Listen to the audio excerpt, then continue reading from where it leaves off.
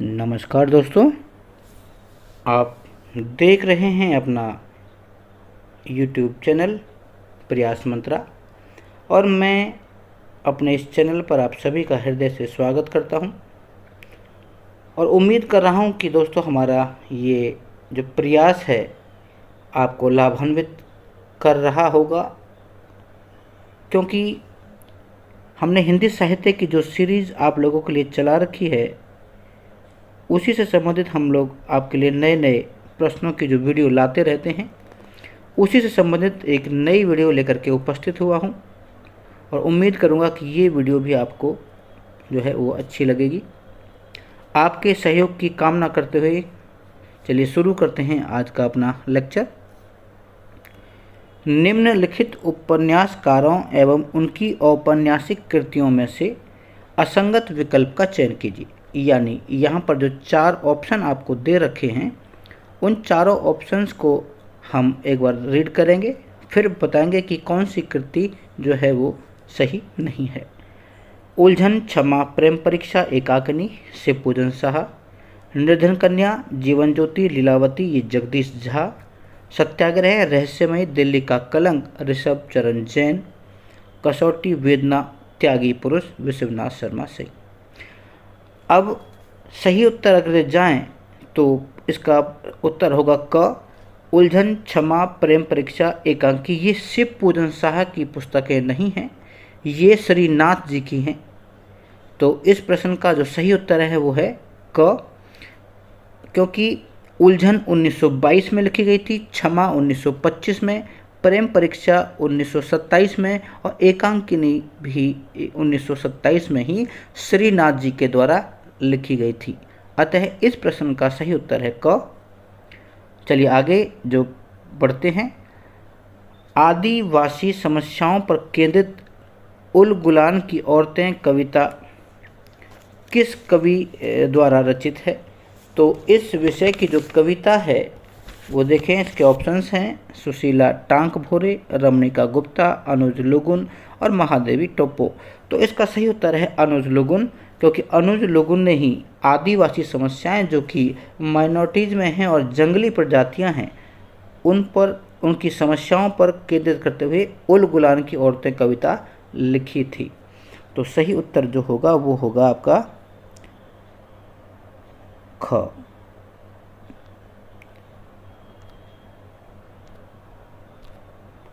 चलिए अगला जो प्रश्न है वो एक बार देखें। निम्न में से असंगत विकल्प का चयन कीजिए। तो जो असंगत विकल्प है इस प्रश्न का वो उसमें से देखना है। मूक माटी की मुखरता, डॉक्टर पुरुषोत्तम सत्यप्रेमी, गूंगा नहीं था मैं, जयप्रकाश करदम, मूक नहीं मेरी कविताएं, माता प्रसाद। ये माता प्रसाद वाला जो ऑप्शन है ये इस प्रश्न का सही उत्तर है, क्योंकि मूक नहीं मेरी कविताएं ये अग्गे साहब की है, जबकि माता प्रसाद जी ने एकलव्य, भीम शतक और दिग्विजयी रावण लिखा है। तो आगे क्वेश्चन को पढ़ने की आवश्यकता नहीं है, क्योंकि मूक नहीं मेरी कविताएं अग्गे की हैं। इस प्रश्न का सही उत्तर होगा ग।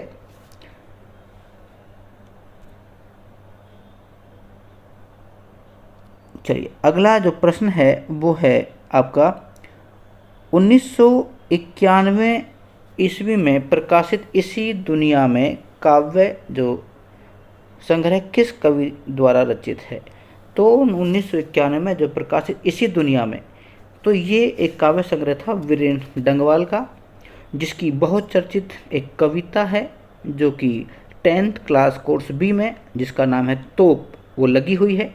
मंगलेश डबराल कोर्स ए में लगी है 10th क्लास में और उसकी कविता का नाम है संगतकार। ऋतुराज ये दंतुरित मुस्कान और अरुण कमल की खुशबू रचते हैं हाथ और नए इलाके में जो कविता हैं वो बहुत चर्चित हैं। इस प्रश्न का सही उत्तर है वीरेंद्र डंगवाल, जो कि ऑप्शन नंबर घ में दिया गया है। अगला जो प्रश्न है वो है निम्नलिखित कृतियों को काल क्रमानुसार व्यवस्थित कीजिए। तो यानी इस प्रश्न को ध्यान से पढ़ के हमें ये समझ में आएगा कि कौन सी कृति पहली है और कौन सी कृति बाद में। ये किसी एक व्यक्ति की कृतियाँ नहीं हैं, जबकि अलग अलग कृति हैं कि कौन सी सबसे पहले आई। तो इसमें से पंचवटी, झनकार, विष्णुप्रिया और जय भारत को अगर हम ध्यानपूर्वक देखें तो इसमें से सबसे पहली जो है वो आएगी पंचवटी, दूसरी आएगी झनकार, जय भारत और फिर आएगी विष्णुप्रिया। चलिए देखते हैं कौन से ऑप्शन में है। तो ऑप्शन नंबर बी जो है या ख ऑप्शन है, ये इस प्रश्न का सही उत्तर है, जिसमें पंचवटी, झनकार, जय भारत और विष्णुप्रिया। अगला प्रश्न है, एक भारतीय आत्मा उपनाम से किसे जाना जाता है? बहुत ही महत्वपूर्ण इम्पोर्टेंट प्रश्न है ये कि एक भारतीय आत्मा उपनाम से माखनलाल चतुर्वेदी जी को माना जाता है। तो इस प्रश्न का सही उत्तर है क, माखनलाल चतुर्वेदी, क्योंकि माखनलाल चतुर्वेदी साहब की एक बहुत चर्चित कविता है पुष्प की अभिलाषा, वो आप लोगों ने उसे पढ़ा होगा छोटे स्टैंडर्ड में। अगला प्रश्न देखें, प्रश्न नंबर 7, अयोध्या सिंह उपाध्याय हरिऔध के संबंध में कौन सा कथन जो है वो असंगत है या गलत है? चलिए एक बार सारे इसके ऑप्शंस को पढ़ें, फिर क्वेश्चंस निकालेंगे। हरिऔध की प्रथम रचना कृष्ण शतक है, बिल्कुल करेक्ट है। उनकी पहली जो रचना थी, मौलिक रचना, वो कृष्ण शतक है। हरिऔध के रस कलश ग्रंथ में रीति ग्रंथों की परिपाटी का अनुसरण किया है, ये भी बिल्कुल सही है। तीसरा ऑप्शन है कृष्ण शतक और रस कलश की भाषा ब्रज है, ये भी बिल्कुल ठीक है, क्योंकि कृष्ण शतक और रस कलश जो है वो ब्रज भाषा में लिखा था। हरिऔध द्वारा रचित प्रिय प्रवास का रचनाकार 1916, ये ऑप्शन सही नहीं है। इसमें जो 1916 की जगह आना चाहिए था 1909 से 1913 के बीच का एक विरह काव्य है प्रिय प्रवास, जो कि अयोध्या सिंह उपाध्याय हरिऔध जी ने लिखा था। तो इस प्रश्न का सही उत्तर होगा घ। चलिए आगे अगला प्रश्न की तरफ बढ़ते हैं। निज भाषा बोलहूँ लिखहूँ पढ़हूँ गुनहूँ सब लोग, करहूँ सकल विषयक विषय निज भाषा उपजोग। उक्त पंक्तियाँ किसकी काव्य रचना है? तो देखें कि ये जो काव्य रचना है वो श्रीधर पाठक की है। अगर श्रीधर पाठक के विषय में आप जानें तो इन्हें छायावाद का प्रवर्तक माना जाता है। हालांकि उसके छायावाद के अन्य जो स्तंभ हैं वो 4 अलग बताए गए हैं, जिसमें महादेव वर्मा, जयशंकर प्रसाद, सूर्यकांत त्रिपाठी और सुमित्रा नंदन पंत आते हैं। लेकिन छायावाद का जो सही संस्थापक है, सबसे पहला जो कवि है वो श्रीधर पाठक को माना जाता है। तो ये जो पंक्तियां हैं ये श्रीधर पाठक जी की है। तो इस प्रश्न का सही उत्तर है ख, श्रीधर पाठक। अगला प्रश्न है, अर्थशास्त्र और देहाती मेले से नई कविता का प्रारंभ हुआ है, उक्त दोनों कविताओं के रचयिता कौन? कहते हैं कि जो नई कविता आई थी उसमें सबसे पहले कविता आई थी और अर्थशास्त्र और देहाती मेले। तो ये लिखी किसने, ये पूछना चाहता है। तो इस दोनों जो रचना हैं, इनके जो लेखक या कवि हैं वो हैं प्रभाकर माचवे साहब। तो इस प्रश्न का सही उत्तर हुआ क, प्रभाकर माचवे। अगला प्रश्न है, राम तुम्हें यह देश न भूले, धाम धरा धन माल जाए भले ही, यह अपना उद्देश्य न भूले, निज भाषा निज संस्कार न भूले। उक्त पंक्तियों के रचनाकार हैं। तो ये पंक्तियाँ जो हैं ये मैथिली शरण गुप्त जी की हैं, क्योंकि राष्ट्रकवि मैथिली शरण गुप्त जी थे, तो उन्होंने ही ये पंक्तियाँ जो हैं वो लिखी हैं। तो सही ऑप्शन है ग, मैथिली शरण गुप्त। अगला प्रश्न है, श्रृंखला की कड़ियाँ की केंद्रीय विषय वस्तु क्या है? तो इस प्रश्न को अगर ध्यानपूर्वक पढ़ें तो इसमें से 2-3 प्रश्न निकलेंगे। श्रृंखला की कड़ियाँ किसकी रचना है? तो ये रचना है महादेवी वर्मा की। दूसरा प्रश्न होगा कि श्रृंखला की कड़ियाँ जो हैं, इस जो रचना है इसका सेंटर पॉइंट यानी मूल उद्देश्य विषय वस्तु है क्या? तो इसमें आएगा स्त्री विमर्श के विविध विषय, यानी स्त्रियों के जो आगे बढ़ाने के लिए जितने भी विमर्श किए थे उनका जो विविध विषय उन्होंने उस पुस्तक में पेश किए हैं। तो सही उत्तर होगा ख, स्त्री विमर्श के विविध विषय, जो कि महादेव वर्मा की बहुचर्चित पुस्तक श्रृंखला की कड़ियों में उसका सेंटर पॉइंट है या विषय वस्तु है। अगला प्रश्न है, किस साहित्यकार ने प्रभा पत्रिका में भावों की भिड़ंत नामक लेख लिखकर निराला की कविताओं को रविंद्रनाथ टैगोर की कविताओं की नकल कहकर विवाद खड़ा कर दिया था।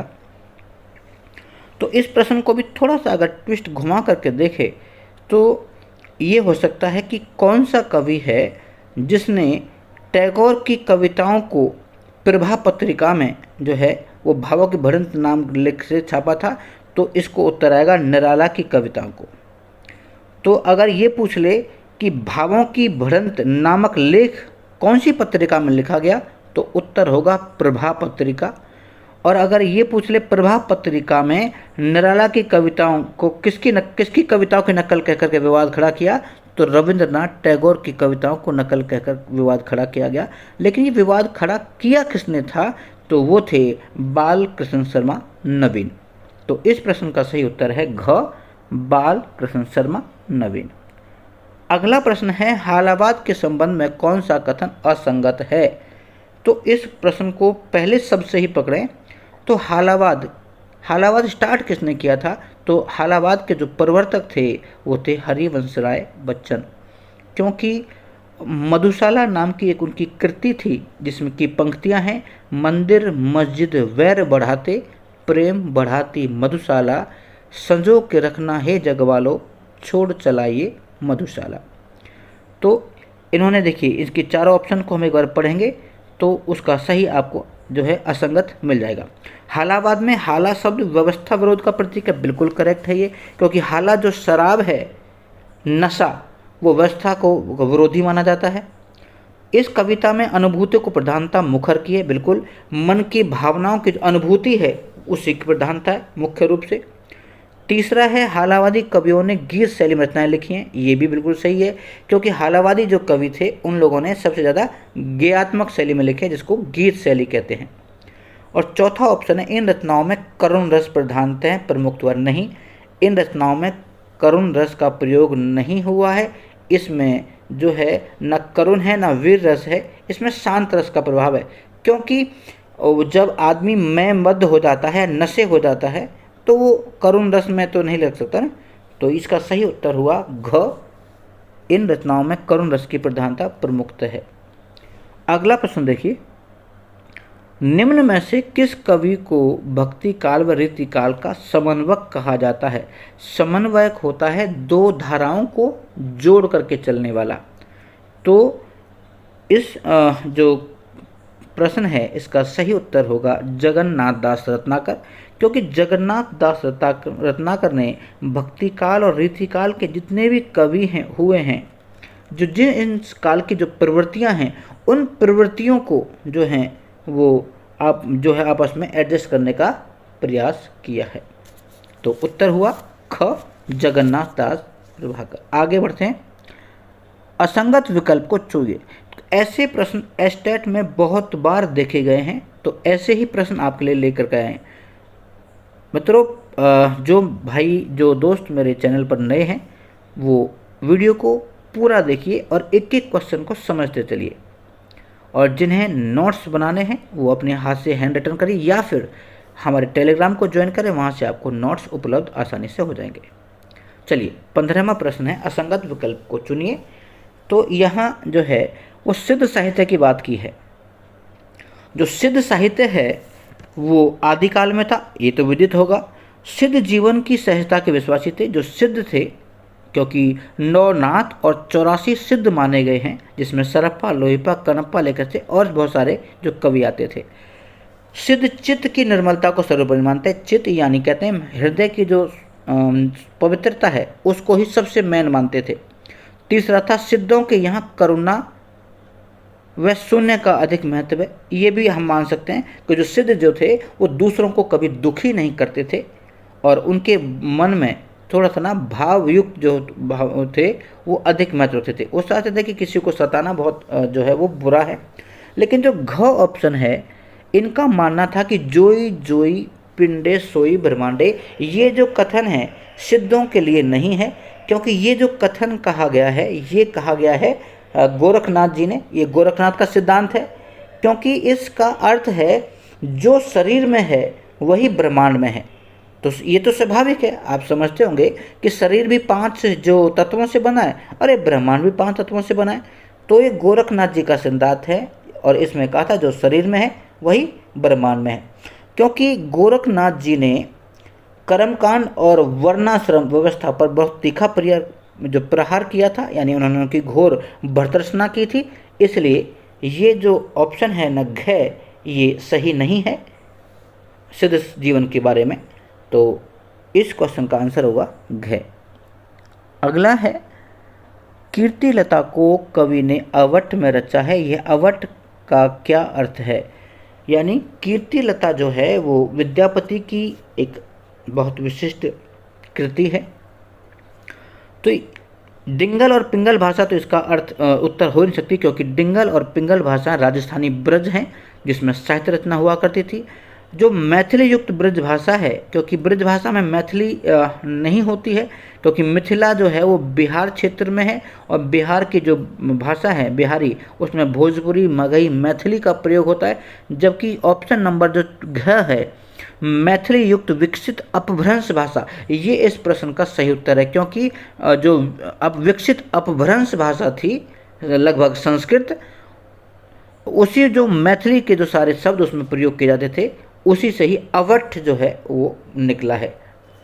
तो कीर्तिलता जो है वो विद्यापति जी ने अवट भाषा में रची थी। तो अवट जो है वो का अर्थ होता है मैथिली युक्त विकसित अपभ्रंश भाषा। अगला प्रश्न देखें, एडविन आर्नल्ड के आख्यान लाइट ऑफ एशिया का बुद्ध चरित्र शीर्षक से अनुवादन किसने किया था? तो एडविन आर्नल्ड जो हैं ये इंग्लिश के बहुत बड़े राइटर हैं। उन्होंने हमारे जो देश के प्रसिद्ध जो बौद्ध थे महात्मा बुद्ध, उनके जीवन पर एक पुस्तक लिखी थी लाइट ऑफ एशिया। लेकिन उसी लाइट ऑफ एशिया का हिंदी वर्जन बुद्ध चरित्र नाम से आचार्य रामचंद्र शुक्ल ने किया था। तो इस प्रश्न का सही उत्तर हुआ क, आचार्य रामचंद्र शुक्ल। 18वां जो प्रश्न है वो है, सरस्वती पत्रिका का प्रकाशन कहाँ से होता था? सिंपल सा क्वेश्चन है और ये 2 तरीके से पूछा जाएगा। तो सरस्वती पत्रिका का प्रकाशन होता था, यानी ये पूछ रहा है कि या तो ईयरली, हाफ ईयरली, मंथली, या आपको क्वार्टर, मतलब हाफ, इसको अर्ध मासिक कह सकते हैं, जिसको पाक्षिक कहा गया है। वार्षिक यानी वर्ष में छपने वाली, मासिक यानी 1 महीने में छपने वाली, पाक्षिक यानी 15 दिन में छपने वाली, और साप्ताहिक हर सप्ताह छपने वाली। तो जो सरस्वती पत्रिका है ये छपती थी कहाँ से? ये छपती थी इलाहाबाद से और प्रयाग से, और इसका जो सन था वो था 1900, और जो प्रेस थी वो थी इंडियन प्रेस। तो इसमें से कई प्रश्न आपके लिए यहाँ से निकल सकते हैं एक सरस्वती पत्रिका से। तो सरस्वती पत्रिका कहाँ से छपती थी? आपका जवाब होगा प्रयाग से या इलाहाबाद से। कब छपती थी? 1900 में। और इसको कौन सी प्रेस में छपती थी? तो ये इंडियन प्रेस थी। और ये कैसी पत्रिका थी? इसे आप कहेंगे मासिक पत्रिका। यानी एक प्रश्न से ही 4 प्रश्न आपके कंप्लीट हो जाते हैं। तो इस प्रश्न का सही उत्तर है ख, मासिक पत्रिका। 19वां जो प्रश्न है वो है, निम्न में से कौन सी कृति मैनेजर पांडे द्वारा रचित गई नहीं है? ये नहीं पर ध्यान दीजिएगा। शब्द जहाँ सक्रिय है, यथा प्रसंग, हिंदी कविता का अतीत व वर्तमान, ये ऊपर की जो तीनों रचनाएं हैं ये मैनेजर पांडे द्वारा रची गई हैं। जबकि साहित्य और सामाजिक संदर्भ इनकी रचना नहीं है। इसके रचनाकार हैं प्रोफेसर राव साहब गणपत राय जाधव। इस रचना के जो लेखक हैं वो हैं प्रोफेसर राव साहेब गणपत राय जाधव। तो इस प्रश्न का सही उत्तर है घ, ये कृति मैनेजर पांडे की नहीं है, जबकि है किसकी? प्रोफेसर राव साहेब गणपत राय जाधव जी की। और आज का 20वां जो प्रश्न है वो है, 1900 ईस्वी में प्रयाग से कौन सी पत्रिका छपती थी? अभी अभी मैंने पिछले ही 18वें प्रश्न में इसका डिस्कशन किया था। तो 1900 में प्रयाग से सरस्वती पत्रिका छपती थी। और पत्रिका कैसी थी? आपका जवाब होगा ये एक जो है वो मासिक पत्रिका थी। और किस प्रेस में छपती थी? तो आपका जवाब होगा इंडियन प्रेस। अब कोई ये पूछ ले कि वर्तमान में जो इलाहाबाद का नाम बदल करके क्या कर दिया है, तो नाम होगा प्रयागराज। प्रयाग से छपती थी और प्रयाग का प्राचीन जो नाम है वो है इलाहाबाद। इलाहाबाद में जहाँ त्रिवेणी है, गंगा यमुना सरस्वती का जो संगम है, वहीं से ये पत्रिका छपती थी। तो चलिए, ये थे हमारे आज के वो 20 महत्वपूर्ण प्रश्न जो आगामी एस्टेट के लिए बहुत ही महत्वपूर्ण हैं। मित्रों, ये जो सारे आपको प्रश्न कराए जा रहे हैं, ये किसी एक पुस्तक में आपको नहीं मिलेंगे। ये कई पुस्तकों का निचोड़ है, यानी हमने कोशिश की है कि आपके लिए हर एक जो वीडियो लेके आएँ उसमें कुछ नए नए प्रश्न मिलें, ताकि आगामी एस्टेट में आपका पुरजोर सहयोग हो सके। हमारा टारगेट है कि कोई अगर हमारे प्रयास से किसी व्यक्ति, किसी स्टूडेंट के, किसी दोस्त के अगर एस्टेट क्वालिफाई हो जाए और कोई जॉब लग जाए, तो बस हमारा काम जो है वो सफल हो जाएगा। इतनी सी कामना करते हुए ईश्वर आपको आगे बढ़ाता रहे और वो ताकत दे जिससे कि आप आगे की जो जंग है वो लड़ सकें। इसी कामना के साथ हम जल्दी मौजूद आएंगे आपके लिए एक नई वीडियो में। तब तक के लिए नमस्कार। आपका दिन शुभ हो।